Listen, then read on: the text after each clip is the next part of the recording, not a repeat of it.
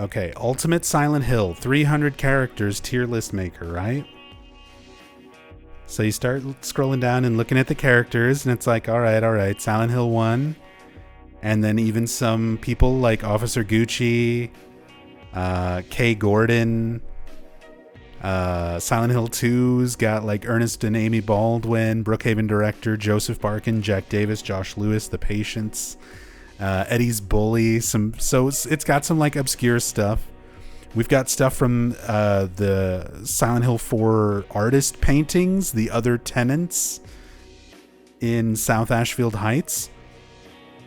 Start scrolling down some more. It's like, okay, some side characters in Homecoming, some side characters and people mentioned in Shattered Memories. Got all that. Short message characters, unseen short message characters, Book of Memories characters, Book of Memories side characters that we never see, the arcade game characters and side characters. Like, okay, I'm still on board. Silent Hill Orphan characters, I still know what we're talking about. Ascension, like every character in Ascension, almost every character, I'm seeing some very important user avatar characters that are missing from this list. There is no Tassadul. This really should have included the character like if you're gonna do the 300 plus overcompensated Silent Hill character list, where's the user avatars? Where's Tassadul? Where's Rachel? But anyway, Ascension characters, movie characters from both first movie and Revelations, comic characters, comic book characters are in here. The artist from Paint It Black, and the cheerleaders and stuff like that. So we've got a lot of the comic book characters. So comic book characters. I'm on board. Who the fuck are these people? What is... This is where I'm confused. Who are these down here?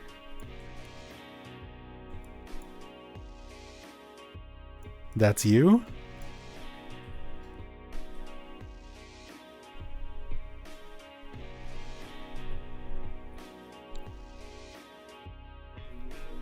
VAs for something? I mean, it's not a voice actor tier list. These are all Silent Hill characters. And these, I know what most of the voice actors look like. These are not voice actors. Who are these? Who are these Silent Hill characters?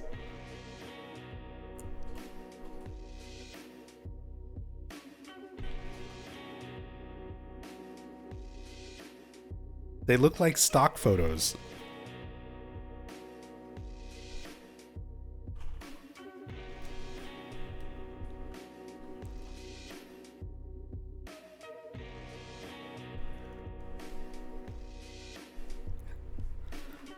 All right. Incomplete without Colton Dietz stuff. Oh, imagine if this was thorough enough to have Colton Dietz original characters.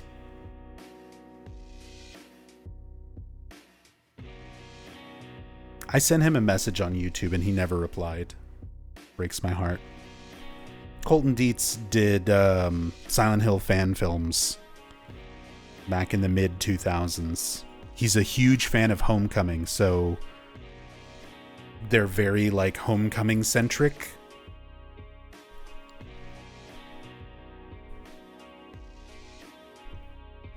And he made a lot of his videos unlisted, so you can't see them anymore because he's like a big name director for like Netflix stuff now. So he tried to bury his embarrassing, cringe Silent Hill fan films. And I sent him a message like, me and my wife love your Silent Hill fan films. Please don't put them all on unlisted. We love watching them, and now we can't watch them. And he never messaged me. He never messaged me back.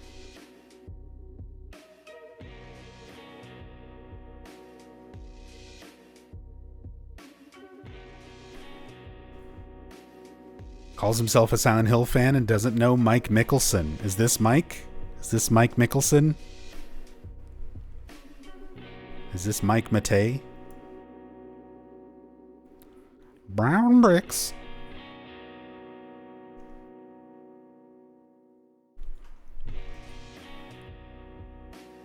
Yeah, I don't know.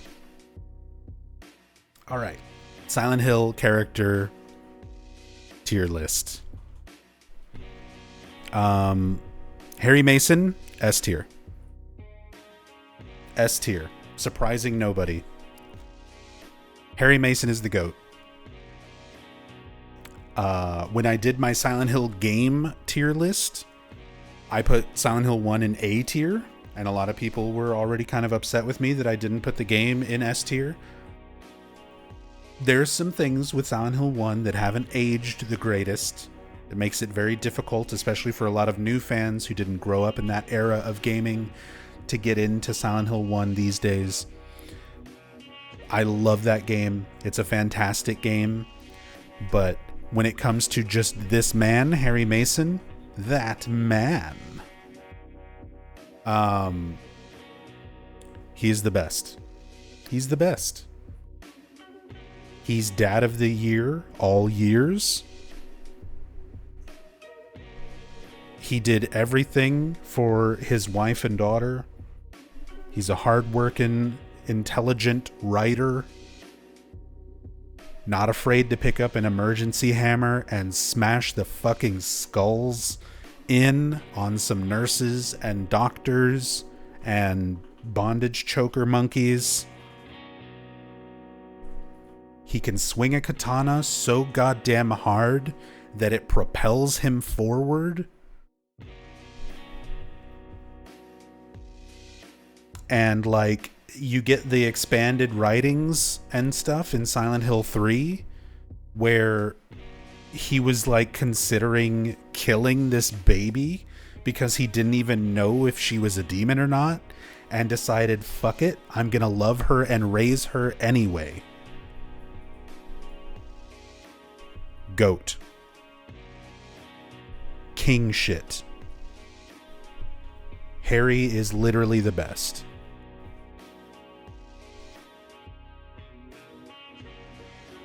Sybil Bennett, police officer from Brames, the next town over. Kinda dumb, just hands a gun to a random dude. Yeah. Sybil's probably a B for me. I like Sybil. I really like her a lot as a character, but she is a terrible police officer. She is very bad at her job.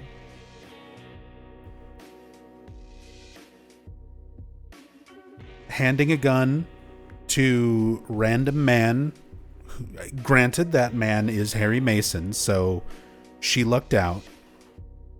But like, no authority in her way of acting. Like, oh, we just found a mysterious hole in the back of the antique store. I'll check it out first. I'm a cop. Harry says, no, I'm going. And immediately she folds. Immediately she folds. Starts going to explore the lakeside amusement park and go check things out and see what's going on. Immediately gets infected with a parasite. Can't even watch her own ass. She's doing her best. And I love her for that.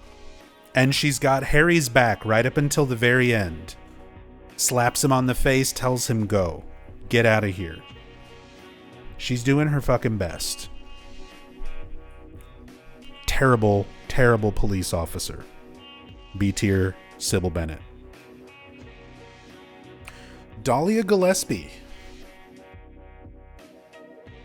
She's better in the movie. We'll get to that. They're separate entries.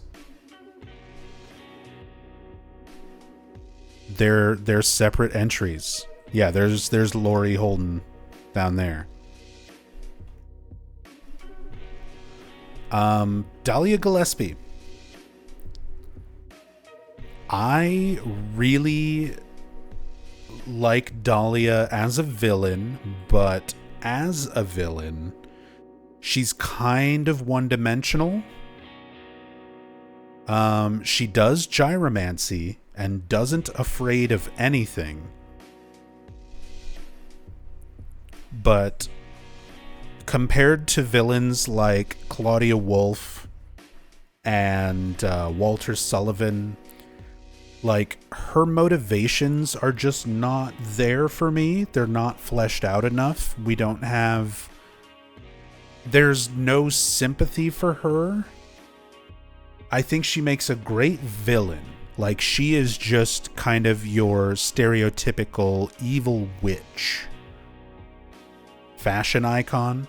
I mean, she's got the fashion on point. She's got the luscious lips running up to kiss the camera. I think Dahlia's also B tier for me. She's good, but she's not great. She's good, but she's not great. I think there's better villains. I think there's more fleshed out characters. But she's alright. She's B tier. Lisa Garland. Silent Hill 1 Lisa Garland. This one is going to be a little bit difficult and maybe a little bit controversial because I love the way that Lisa is presented. She's such a tragic character and her story is just so sad. But we also have to keep in mind that the Lisa that we know and love is not the real Lisa. That is the manifestation of Alessa's memories of Lisa Garland. And we don't really know the real Lisa. Like, her as a character could be much different, much more multifaceted. We only really kind of know her from the manifestation side of her, from Alessa's knowledge of her. And we don't really know too much else beyond that. Now, what we do get for that version of her, she fights back against Kaufman. Kaufman basically runs the whole fucking town illegally. He does what he wants. He pays people off. He gets people killed if they go against him. And Lisa, fully knowing that, like, gets in his face and yells at him when he tries to grab her arm and stop her from leaving. She still has to, like, beg and plead to be able to be let go, but she straight up resisted the most powerful man in Silent Hill at that time. And yeah, her story was just so well done, so tragic. Really good performance by Thessaly Lerner.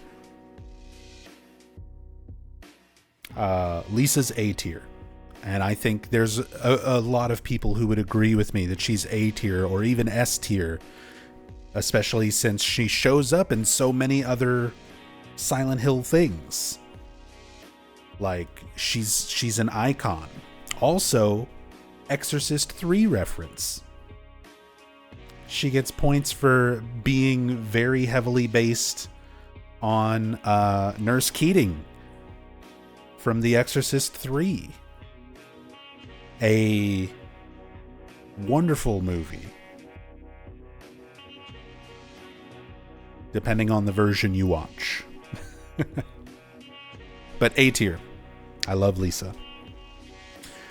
Kaufman. Alchemilla Hospital director Michael Kaufman. I, again, really like a villain where you kind of get to know the different sides of them. And he is such a control freak that Alessa manifests parasites that literally control the dead nurses and doctors to represent him. He is a bug. He is an insect that gets in you and tells you what to do.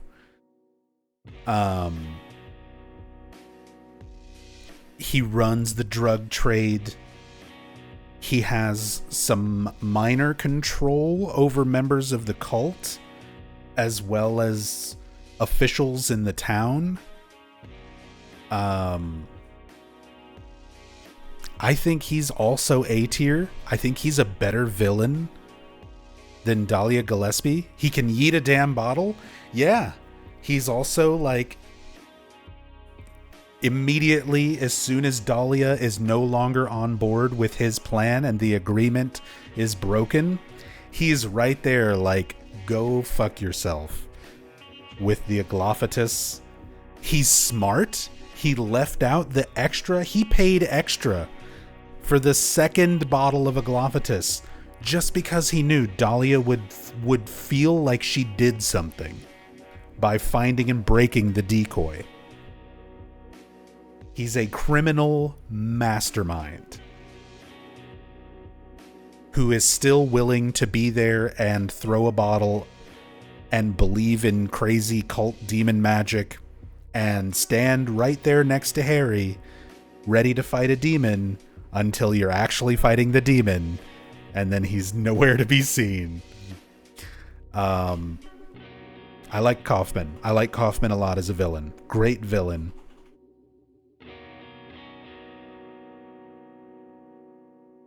And then he gets dragged down to hell by Lisa Garland's ghost spirit. Yeah. Kaufman's A tier. Kaufman's A tier. I like him a lot better as a villain than Dahlia Gillespie. Great character. Cheryl Mason.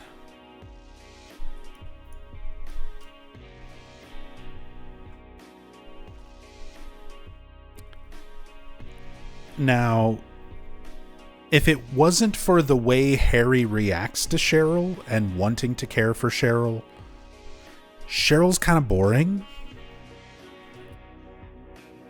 I mean, she's very important. She's kind of a MacGuffin, though.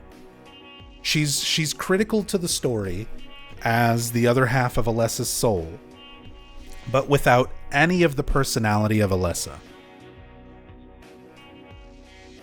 And we never get to know Cheryl as a character. Not this Cheryl.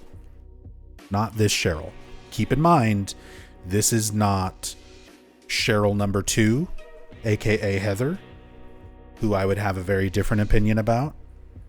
This is not Shattered Memories Cheryl. This is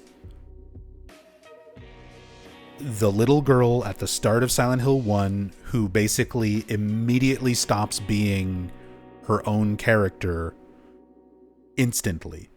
Like, the moment you wake up from the car crash, she is just the other half of Alessa's soul. She is not her own character anymore. And we don't get to know much about her before that. And the stuff that we do get to know about her is just what Harry talks about. Found a baby on the side of the road. Wife was sick. We couldn't have any kids. She wasn't getting any better.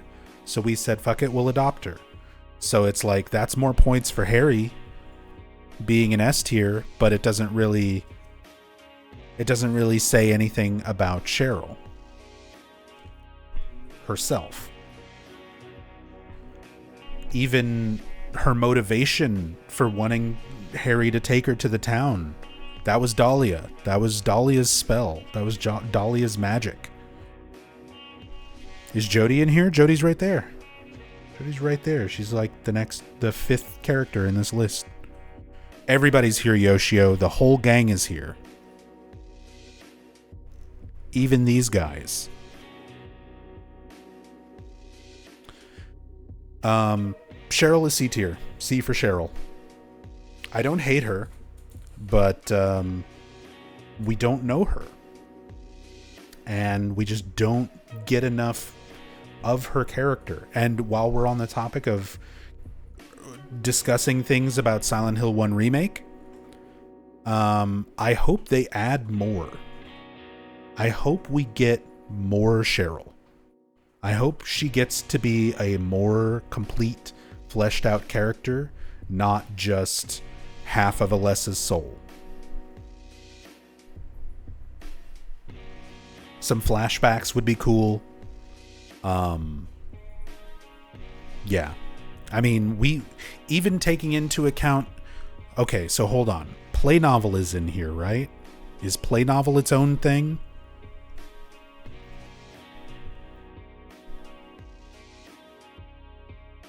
Play novel is not its own separate thing.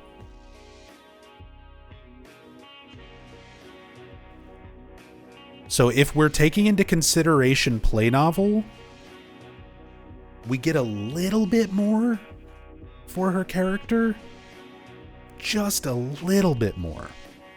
No Andy? Yeah, no Andy from play novel. What kind of list is this? Arcade games in here, yes. We get a little bit more of Cheryl's character in the play novel, but I don't think it's enough to push her up to like a B tier with Sybil and Dahlia. I think she's squarely in C.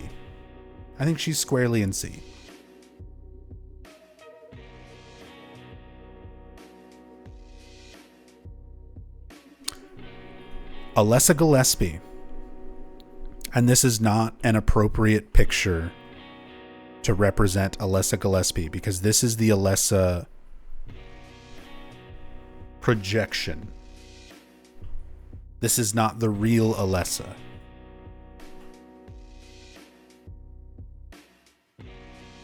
So, whoever made this list, you found a lot of characters, but it could use some work. Alessa Gillespie. Very tragic character. Raised by a cult. Betrayed by her mother. All she wanted was to live happily with her mother. Even after every horrible thing Dahlia did, she still loved her mother. She still loved Dahlia right up until the very end.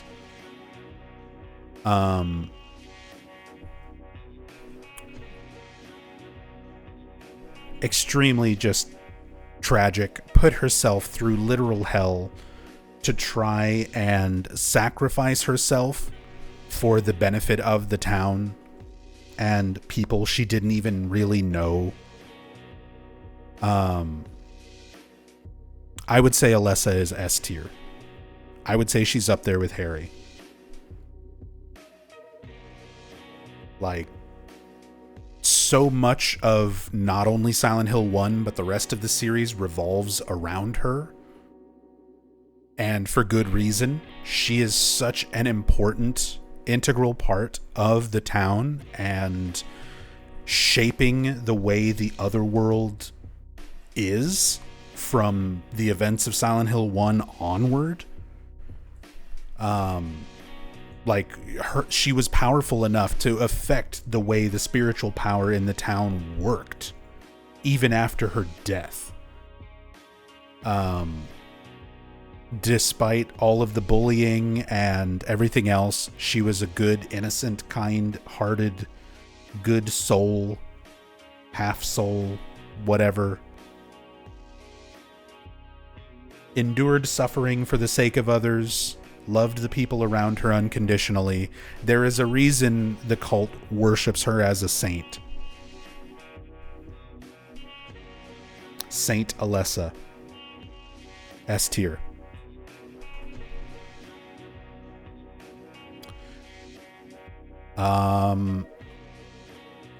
Norman. Norman, the hotel owner.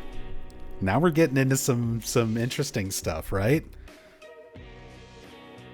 The owner of Norman's Motel in Silent Hill 1. Works with the cult. Was providing a location for pickups and drop-offs between the cult and Kaufman.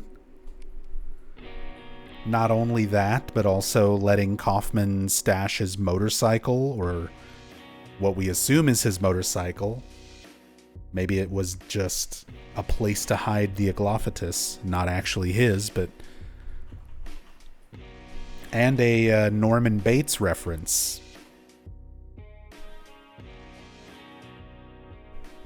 We know more about this fucking dude than Cheryl, by the way. And he's literally just this photo on a wall.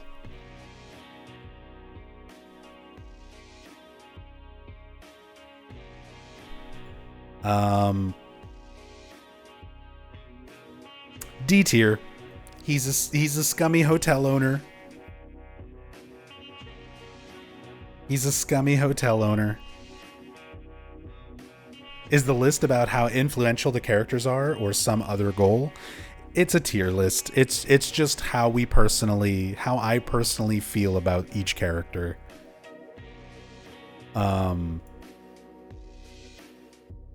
Yeah. He enabled Kaufman. He enabled the cult and Kaufman to do some pretty horrible things. But he also provided lodgings to the tourists of Silent Hill.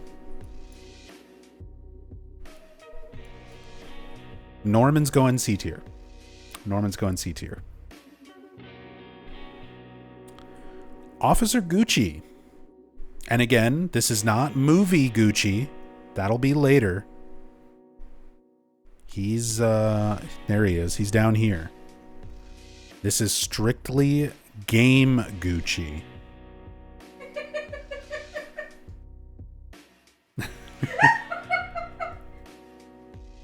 Strictly the game Gucci. The Gucci Mane. Rachel cracking up behind me. Gucci bandana.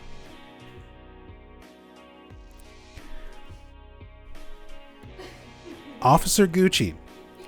He was a police officer for the town. He was legitimately trying to investigate the drug trade going on, despite all of the other horrible things happening. The mayor, the anti-drug mayor, had been killed by mysterious circumstances, and Gucci was still investigating despite that, putting his life on the line, which ultimately he paid for. He died of the same mysterious heart attack, likely a drug-induced or otherworld-induced heart attack through Kaufman or the cult.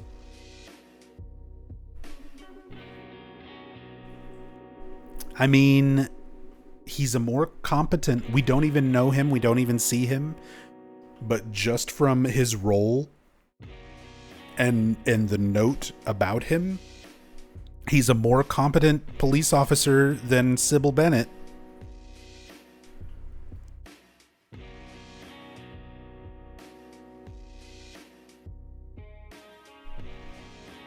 I think Gucci Gang is going B tier.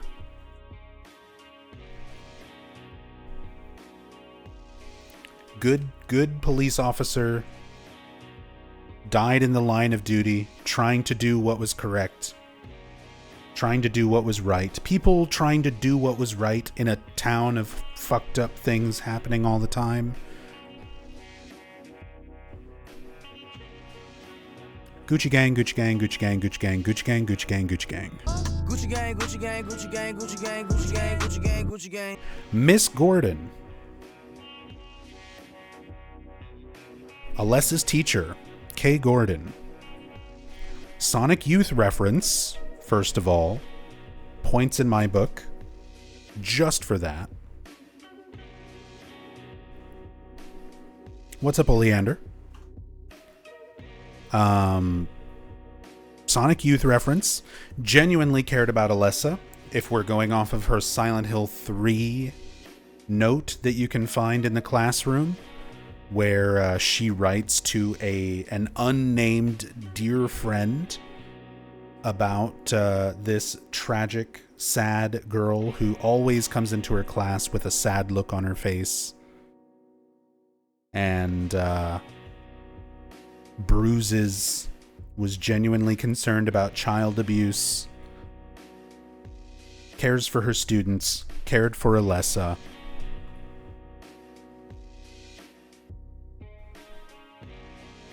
But also not enough to stop it. Like, we got to go through their home. I feel that should count for something. We do go through Miss Gordon's house.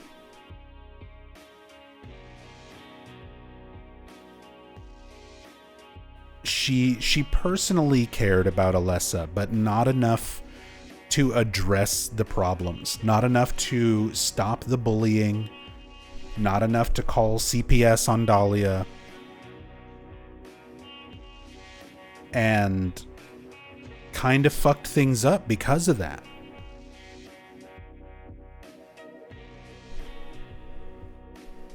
I think Gordon's going C tier. Maybe D tier. She allowed a lot of shit to happen. She allowed Alessa's life to be so horrible.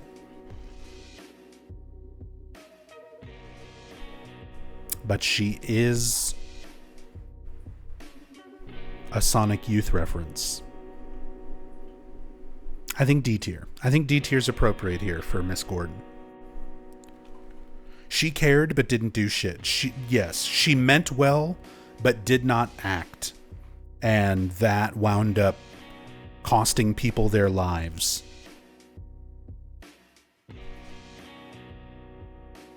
Jody Mason.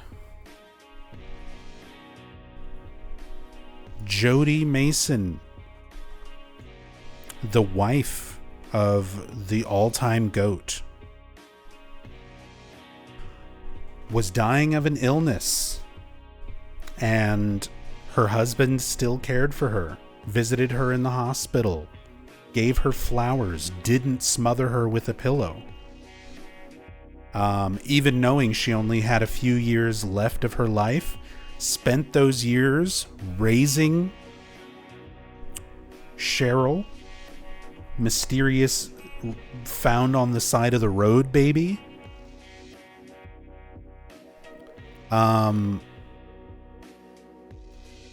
Yeah, that's some queen type shit. Exactly. She's up there with Harry. Like, genuinely good character, cared about the people around her, cared about her family, even with sickness, illness, end of her life in sight. Didn't give up. Was still there for Harry and Cheryl until the very end. And they don't even give her a name in the first game. We don't even know that her name is Jody until the play novel. And they replace her in the intro. Once you get your good plus ending, they just swap her out with Sybil for some weird reason.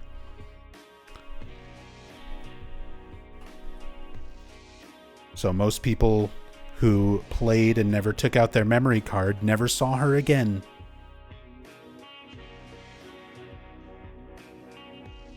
She deserved better. She deserved better. She deserves to be more well represented. I hope Bloober Team, very similar to Cheryl, where I said Cheryl needs to be fleshed out more for Silent Hill 1 Remake, Jody also deserves better in the Silent Hill 1 Remake. I hope they add more Jody. Give her a fucking name and give her more than a half-second scene of booping a baby on the nose. For everything she did, she deserves better.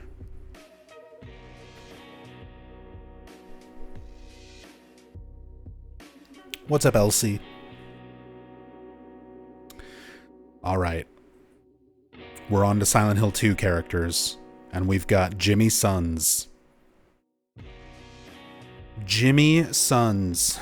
James Sunderland.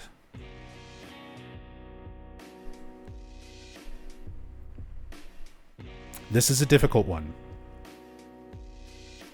because this is not just...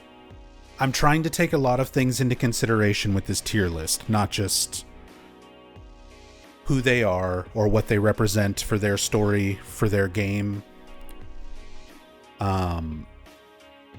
Because he's a very well fleshed out character who is very multifaceted. There are a lot of aspects, a lot of sides to James.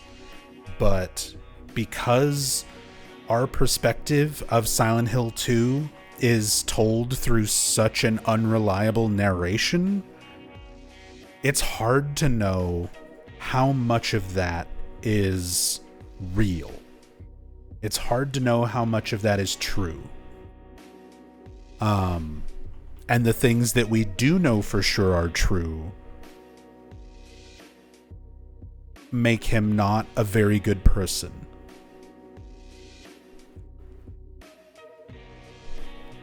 Just in terms of who he is, the situation that he was given, and how he handled it, he's D tier. Love your fucking wife. If she wants her life to end, let that be her choice. Don't take that choice away from her. Go to therapy. Deal with your frustrations without having to go to a town after you've already fucking made the biggest mistake of your life. But in terms of who he is as a character and how many sides to his sense of personality that there are, and how much detail there is surrounding him in Silent Hill 2. And remember, this is not Silent Hill 2 Remake. These are separate characters down here. This is strictly 2001 Silent Hill 2 OG James Sunderland. I'm gonna meet halfway. You're going B tier. You're going B tier.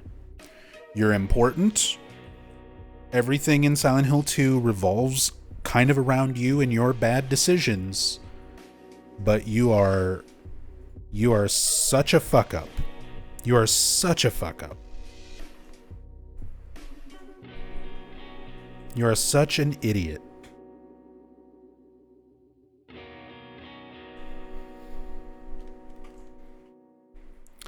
Mary Shepherd Sunderland.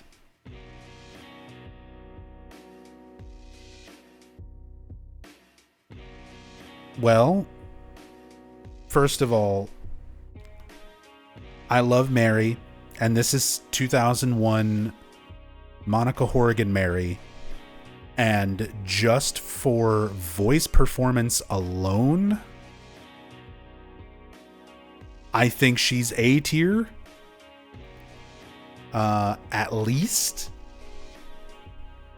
But Mary also didn't handle things super well. Just like Jodie, she knew the end of her life was coming. She was suffering from illness, and she drove James to do the dumb things that he did.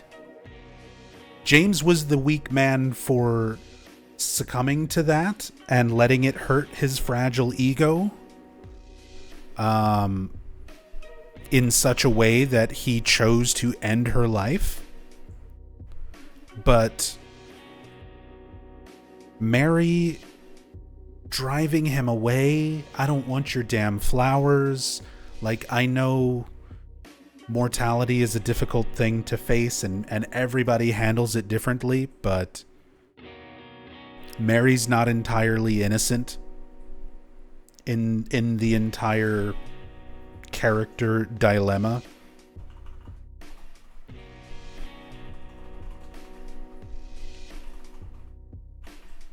But she is also still a very tragic character with some really good voice performances. She was extremely conflicted. Yeah, she wanted to adopt Laura. She said she would have adopted Laura if things had been different. You know who was sick and went through with the adoption anyway? Fucking Jodie Mason. Queen type shit right here. Queen type behavior. James is so flawed, and Mary is just kind of a worse Jodie. I feel A tier. I think she's better than James. But she is nowhere near S tier with Harry and Alessa and Jodie.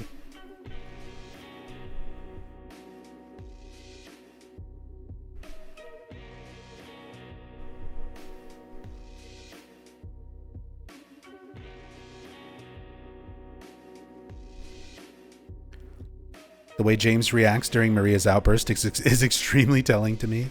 She had moments of verbal abuse prior? Yeah, seems like it.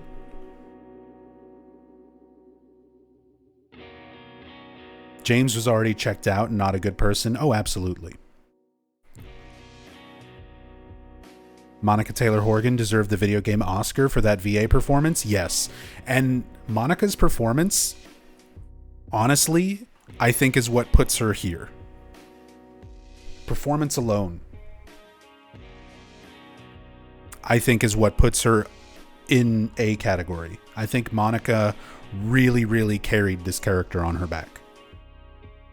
Nothing against Salome Gunnersdottir. I think she does a great performance in the remake, by the way. But Monica's performance for this character, like, carried her. A tier. A tier. Speaking of Monica Taylor Horgan, Maria. Silent Hill 2 2001 Maria. Again, we're not talking remake. Those are separate characters down here.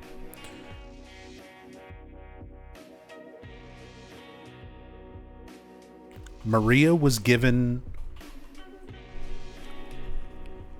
a life she didn't want, a will that she didn't ask for, awareness that she didn't request, and a revolver with one fucking bullet in it. And the town was like, if you want to go out, go out. Or if you want to go forward, go forward. It's up to you. And she threw the fucking revolver over the fence where a small child like Laura could potentially find it.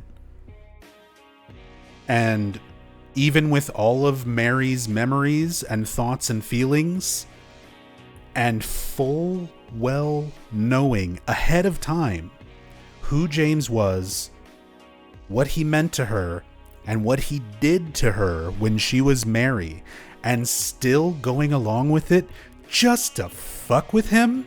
Just to fuck with him a little bit more. Not the town making her do that. She has her own will. She chose to do that.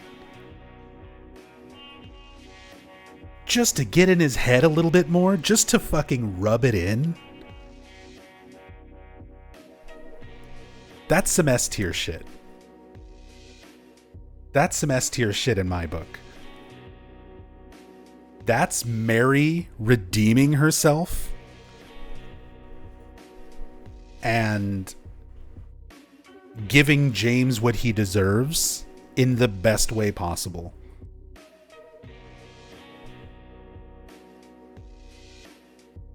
Not to mention the vocal performance from Monica Taylor Horgan, the drip from Christina Aguilera, circa 1999 Teen Choice Awards.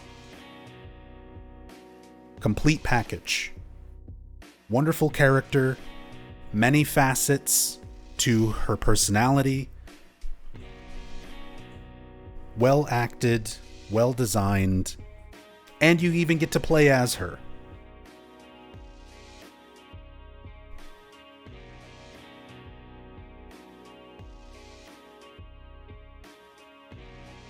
Helping other people like Ernest Baldwin.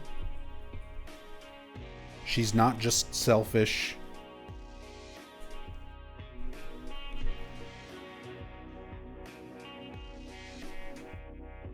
S tier. S tier Maria.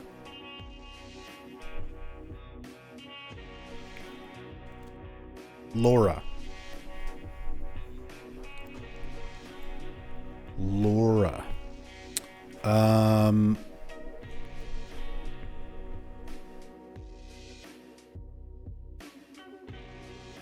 Laura's really good. I like Laura a lot. She's a snotty brat and she knows it. She's not afraid of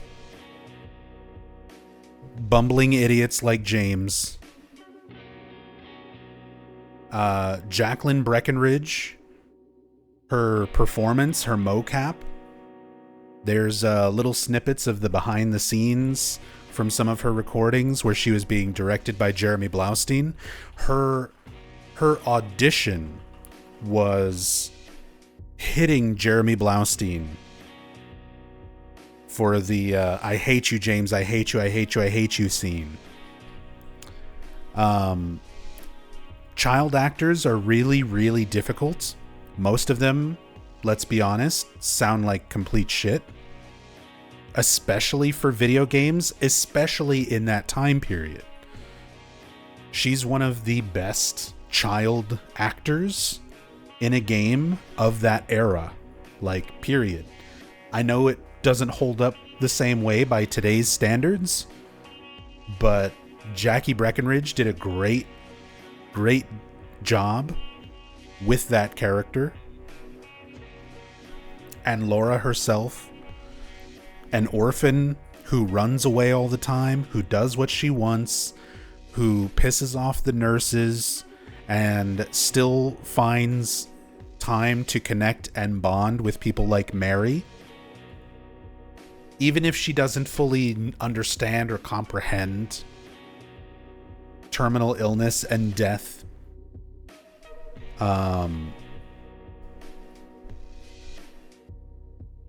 Laura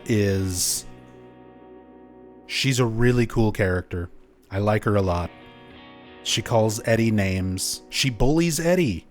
Even the man who goes out of his way to kill anybody who he even slightly perceives as bullying him doesn't lay a finger on her because she is just above it.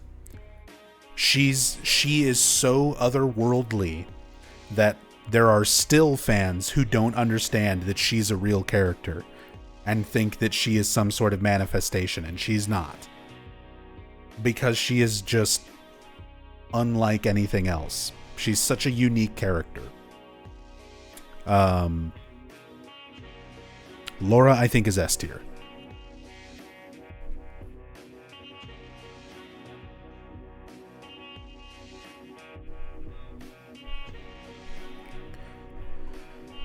Angela Orozco.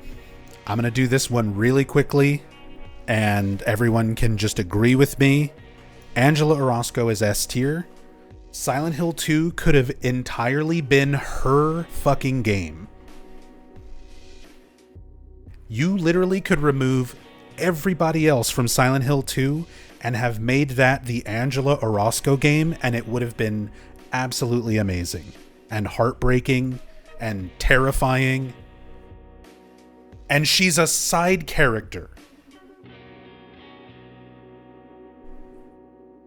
Extremely good performance by Donna Burke. Wonderful character design by Takayoshi Sato. Such a tragic character, and pulls the entire story together in so many interesting ways. She is like this whole story that is about morality and how justified somebody can be when committing a horrible act like murder. You always side with Angela. Nobody goes against that. Nobody ever doubts how Angela acted, killing her piece of shit father. You doubt that when it comes to Eddie. You doubt that when it comes to James. Angela, you're like, yeah, fucking stab him more. Kill that asshole harder. I am with her. I am with you. This literally could have been all, like Silent Hill 2 could have just been the Angela Orozco story, and it would have been absolutely amazing. She's such a good character. She is better than the main characters. And they spend less time on her than the main characters. Easy S tier. Eddie Dombrowski. Eddie Dombrowski. Kills dogs. Don't like him. But I mean, in terms of villains who you don't like, again, it's not necessarily about, this is a tier list that's all over the place. It's not just a morality tier list. It's not just a design or voice acting tier list. I'm trying to include all of these aspects in this ranking. Dave Shoffley's performance is really good. It's got high points, it's got low points. The man swallowed water and puked it back up on the microphone in the studio just to disgust you. Like, Dave Shoffley put in some extra effort to make this character as disgusting as possible. And props to Bloober Team for upping the scale in terms of disgusting villain character when it comes to the remake. But Eddie's performance is so good from Dave. The fact that you get to see his character sort of make that change from somebody who you run into who might just be this other innocent soul, but right from the get-go, you know, like, there's something not right with this guy. Like, more than just he's someone else in the town. You know there's something exceptionally wrong with him just through his design, just through his performance, just through the voice acting. And then watching that descent into madness up to the prison and your final confrontation in the labyrinth, where he just completely breaks down, but he still has that sense about him. You know, doesn't matter if you're smart, dumb, ugly, pretty. It's all the same once you're dead. It doesn't fucking matter. And he breaks it down to that point of, like, you're either a killer or you're getting killed. And at that point, he was accepting, like, I'm a killer. None of this shit matters. That completely detached sort of villain really is a good villain character. And the fact that you get to watch him progressively reach that state through his own personal torment, his own manifestations bullying him along the way, not to mention James and Laura bullying him along the way. I think Eddie's A tier. I would put him on a similar level of Michael Kaufman in terms of a villain. I really like him. I really like him a lot. He's a piece of shit. He's a piece of shit, and he's horrible, just like Kaufman. But that's what you want in a villain. And for Silent Hill 2, such an abstract game that doesn't really have heroes and villains in that sense, Eddie fills that role very well.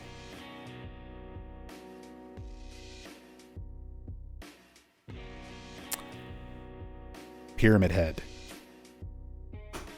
Pyramid Head. I think in terms of design alone, Pyramid Head is S tier. And I think that's hard to argue. Like, literal icon. When you talk about something being iconic, to the point where so many others have tried to copy it, so many others have tried to do the same thing, the manifestation of personal guilt, the villain who stalks you throughout the game with a big thing on their head or an oversized weapon. So many games, so many movies, so many other things have tried to take that concept and that idea and failed spectacularly trying to make something like Pyramid Head. He is such an icon that Ito himself regrets making him, because he became something so much larger than what his intended purpose was in terms of Silent Hill marketing.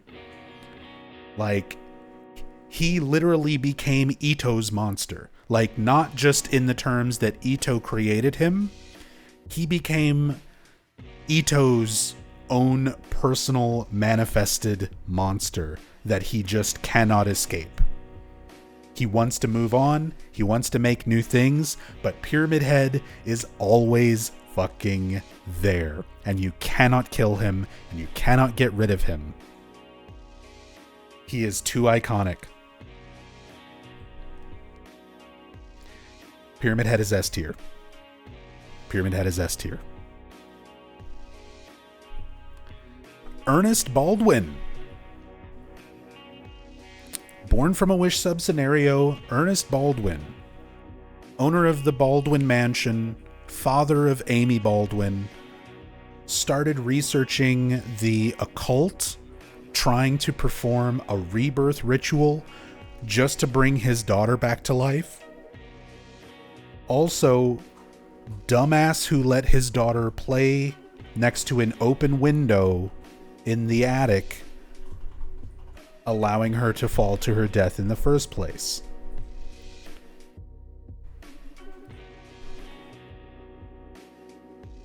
He allows for the best ending after In Water. True. Rebirth ending can't really happen without Ernest Baldwin. It's arguable whether or not he's even real. The entire Baldwin family might be a manifestation of the town. He does send us on a glorified fetch quest, to be fair. That he does. That he does. But he is someone who truly regrets the mistakes that he made, letting his daughter Amy die. Oh my God.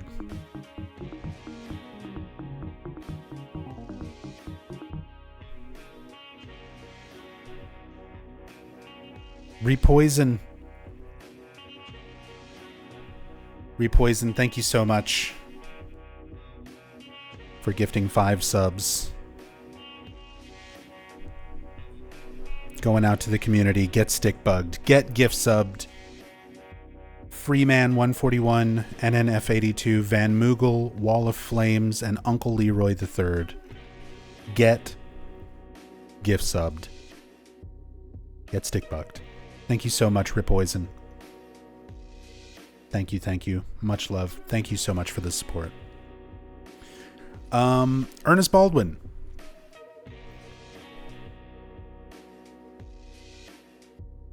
Oh, little fact, I guess, since talking about performances and voice actors. Ernest Baldwin, let me shoot, what is that actor's name? 1 second. Notes. Ernest Baldwin. That is Ward Sexton. For those of you who don't know who Ward Sexton is, if you've ever played Resident Evil, the original Resident Evil, or Resident Evil 4, when you start your game and you hear the voice go, Resident Evil, that's Ward Sexton. That's Ernest Baldwin.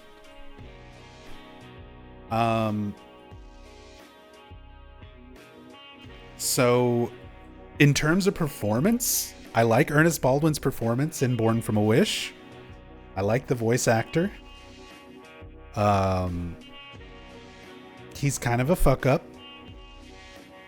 Lets his daughter die in a stupid way, but then goes so far to try and bring her back.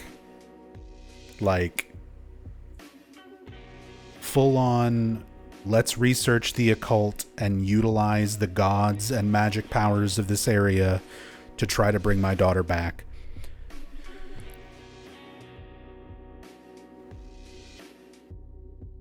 I think B tier. I think Ernest goes in B tier.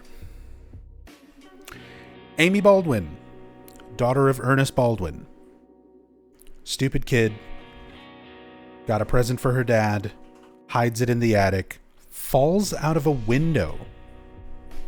It's not even a big window. Like, how do you fuck up that hard? Your dad should have been there. Your mom should have been there. Somebody should have been there with you so that doesn't happen. But come on, Amy. You had so many cool things. Your parents loved you. They took good care of you. Your bedroom is full of toys and stuffed animals. How could you fuck up this hard? C tier. Maybe D tier.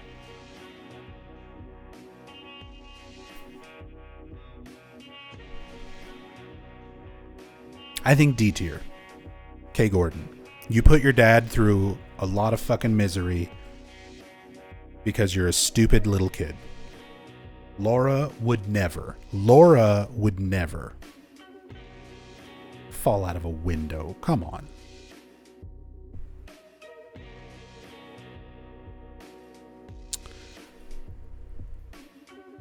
Oh, these are split up in a very weird way. Because they have the other Silent Hill 4 South Ashfield Heights people down here, but they separated her up here because technically these are Silent Hill 2 characters first. So I get why she's here. So this is Nurse Rachel. This is Mary and Laura's nurse. Can't even keep her locker locked to keep Laura from stealing stuff. Can't keep Laura from running away. She lives in a shithole apartment with her broke-ass loser painter boyfriend. Gets stalked by... Are we just going to go by Silent Hill 2 or both? I mean, she doesn't show up in the Silent Hill 4 list, so I guess we're including Silent Hill 4 info. Is it actually confirmed that the South Ashfield Rachel is the same Rachel? No. In fact, they spell the names differently. They're both nurses. They're both named Rachel. But there's Rachel, R-A-C-H-E-L, and Rachel, R-A-C-H-A-E-L. Rachel. But for the sake of this tier list, and there's not a separate entry for her for Silent Hill 4, we're going to consider them the same character. Who's Rachel? She is our nurse. I took it from her locker. You want to read it? Eileen gets her uniform, her sex costume. C tier. C tier. We don't know enough about her.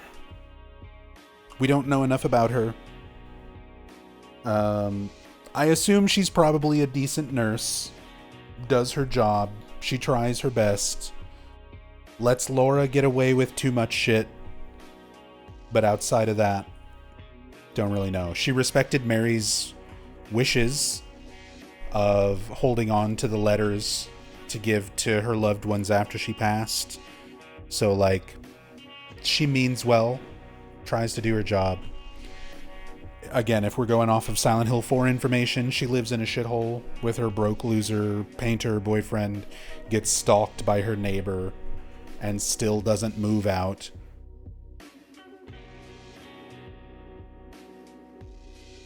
But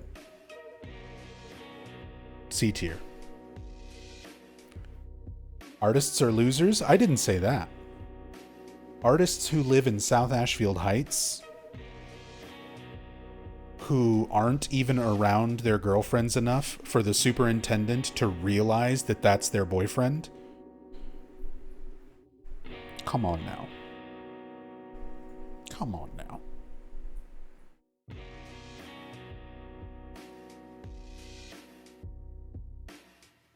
Walter Sullivan. And again, we have little Walter for later on when we get to the Silent Hill 4 characters properly. So this is probably just going to have to include Walter as he is referenced in Silent Hill 2, as well as Walter in terms of Silent Hill 4, just like Nurse Rachel. We kind of have to combine them. Walter is S tier. Walter is S tier. Walter is my favorite villain in all of Silent Hill. You sympathize with him. Maybe you don't. I understand Walter more than Dahlia Gillespie, more than Claudia Wolf, more than Vincent Smith, more than a lot of other characters throughout the series. You get to know Walter as a child, as he's growing, why he does the things that he does, why he believes the things he believes, completely and utterly brainwashed from the cult, horribly, horribly traumatized by his parents who immediately abandoned him after birth, and is willing to do some of the most horrifying, horrible things. And at the end of the day, all he wants is a fucking apartment building. One shitty apartment building. One room out of an entire apartment complex. That's all he wants. And he's willing to kill for it. He's willing to die for it. All he wants is comfort. He wants some comfort for once in his fucked up, horrifying, awful life. He wants something that gives him comfort. And the only thing that does it is that one fucking room. And that's all he wants. Just let him have the apartment. Just let him fucking have it.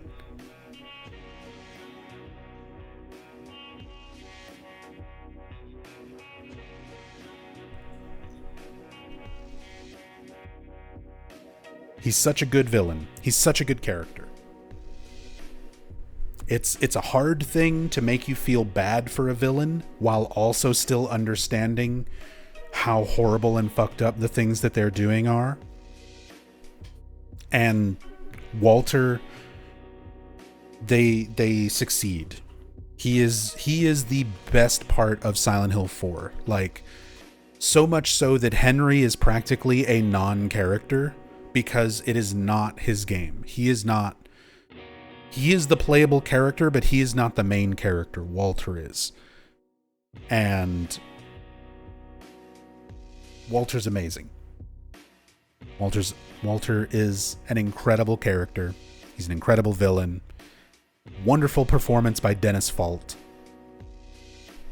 S tier.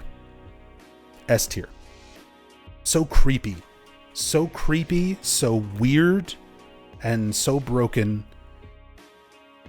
for all the best reasons.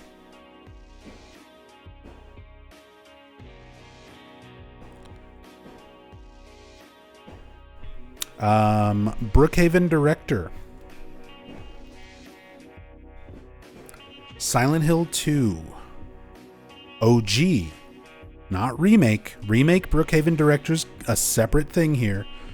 OG Silent Hill 2. Brookhaven director. So obsessed about healing their patients, Joseph, Jack, and Joshua, that they become more fucked up than the patients themselves, while also being self-aware enough to understand that what they're dealing with goes beyond the realms of logic and medicine and psychology.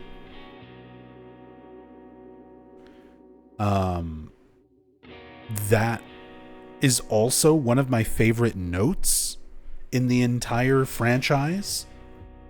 The memo about dragging a patient painfully out of their own delusion and into reality, even if they are happy in their delusion, like struggling with kind of the morality and the ethics of, like, we need to make this person live by our normal standards of reality, even if that makes them miserable and suicidal. But they're happy in their delusion. So why? They took the time to question, why are we even doing this?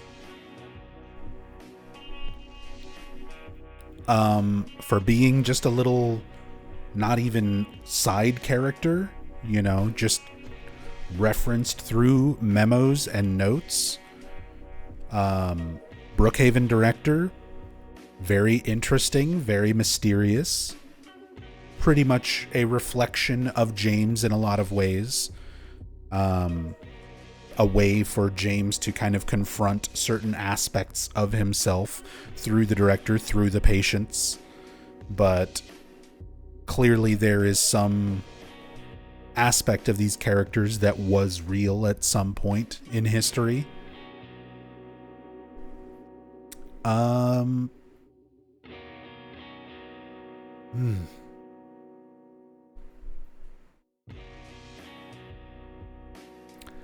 B tier. I would like more. And technically, this becomes the monkey's paw. Because if we're just talking about 2001 Silent Hill 2 right now, I would say I like the aspect of the Brookhaven director, and I would like more of him. And the remake gave us more of him. And along with that, a lot of crazy, weird, obsessive fan theories that I cannot stand. So, monkey's paw with that one. But I would say Brookhaven director is a solid B tier.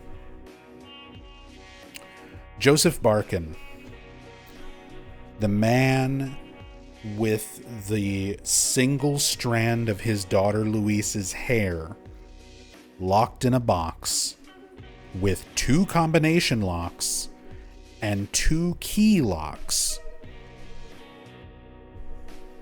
who was a model patient who was so well behaved that the doctors and nurses said he was allowed to be let out of his room and wander around the facilities. As long as he was in his delusion, he was happy. He's a wonderful psychological parallel to James in his delusion after killing Mary. And again, very interesting, even though we don't get to know too terribly much about him. We get some interesting memos referring to him and written by him. Needs to work on his spelling.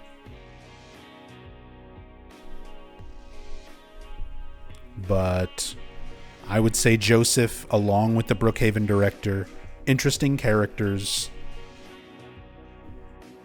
I would like more info. I would like more Joseph. We don't get more Joseph really in the remake. The remake does away with these named patients and instead opts for nameless, ambiguous patients that somewhat resemble these characters but are not them. So B tier. B tier. Jack Davis. Jack Davis. I have to look at my notes for Jack Davis. Is this the Eddie parallel or the Angela parallel?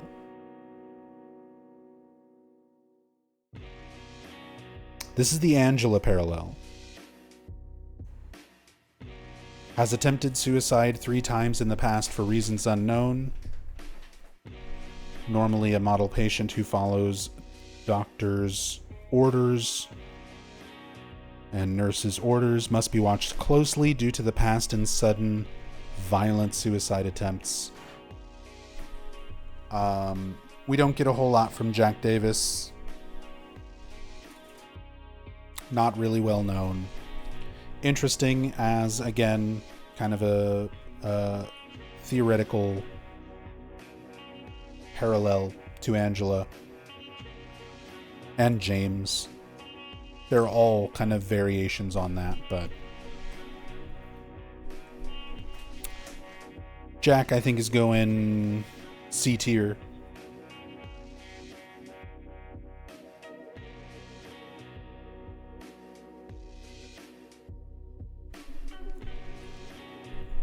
Hey, Mr. Shy Potato. Fell asleep? Did we get anything from the Silent Hill F panel? Was it even shown? It wasn't shown. I was watching the live stream and they didn't show anything. Okay. I am going to be real with you guys. My stomach's hurting. My chest is hurting. And I think my heart rate is up. I'm still seeing my cardiologist. I'm wearing a heart monitor. And I think a lot of that is just the heat. It's been extremely hot today. A lot of that's been getting to me, and I'm just not feeling great. This is really fun. I want to get through all these characters. We'll come back to this tier list, I think, and finish it up in multiple parts. But I think I'm going to take it easy.